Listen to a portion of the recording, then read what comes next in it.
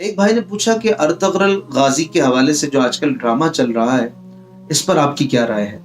دیکھیں، ڈرامہ کبھی بھی حقیقت نہیں ہو سکتا. ڈرامے میں بہت سارے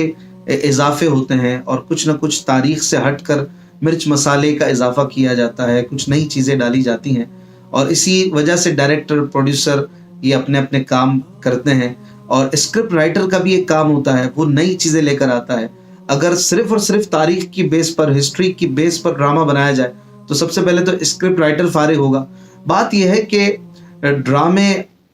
اور فلمیں جو ہوتی ہیں وہ کبھی بھی قوموں کی تعمیر نہیں کرتی ہیں، اور خاص کر جب اس میں اللہ رسول کی نافرمانیاں دکھائی جائیں، اجنبی مرد و عورت کو میاں بیوی کے کردار میں دکھایا جائے، اس میں میوزک چل رہا ہو، عورتیں دکھائی جا رہی ہوں، بے پردگی ہو، تو وہ کس طرح کسی قوم کی تعمیر کرے گی؟ اور پھر ایسے ڈرامے کو مقدس کہنا، یہ کبھی بھی علماء صلحاء اس کو تسلیم نہیں کریں گے. اگر تاریخ کے کسی ایسے کردار کو آپ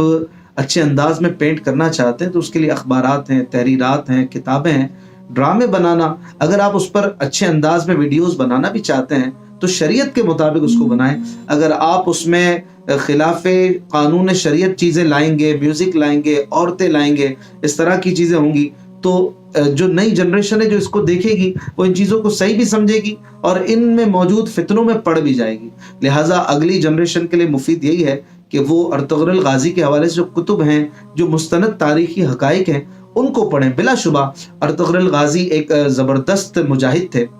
اور انہوں نے بڑے بڑے کارنامے سر انجام دیے ہیں، لیکن بہرحال جو اس وقت ڈرامہ چل رہا ہے اس سے ہم اتفاق نہیں کریں گے اور نہ ہی اسے دیکھنے کی ترغیب دیں گے، بلکہ یہی کہیں گے کہ لوگ نہ اسے دیکھیں، نہ پروموٹ کریں، نہ اسے شیئر کریں، بلکہ اس حوالے سے اپنا دامن بچائیں، اپنے بچوں کو، اپنے بچیوں کو بھی بچائیں، تاکہ اس طرح کے کسی معاملے میں ان کا دامن ملوث نہ ہو. اور اگر آپ انہیں دکھائیں گے تو جہاں کوئی ایک آدھ اچھی چیز، دو چار اچھی چیز بھی دیکھ لیں گے تو کوئی غلط بات بھی ان کے ذہن میں آئے گی، چار غلط چیزیں بھی آپ کے گھر میں گھسیں گی، اور پھر کہیں ایسا نہ ہو کہ ایک مکسچر بن جائے، آپ صحیح اور غلط کو ملا کر، حق اور باطل کو ملا کر پھر کسی کام کی طرف آئیں تو پھر اس سے آپ کو کوئی فائدہ حاصل نہیں ہوگا. جب حق میں باطل کی آمیزش ہو جاتی ہے، ایک بالٹی پانی میں ایک قطرہ پیشاب بھی ڈل جائے تو وہ بالٹی بھی کام کی نہیں رہتی ہے، وہ بالٹی بھی وضو اور غسل کے لائق نہیں رہتی ہے. تو آپ کس طریقے سے ایک پورا ڈرامہ فلمی انداز میں شوٹ کر کے بے پردہ عورتوں اور موسیقی کے ساتھ اسلام میں اسے مقدس بھی مانیں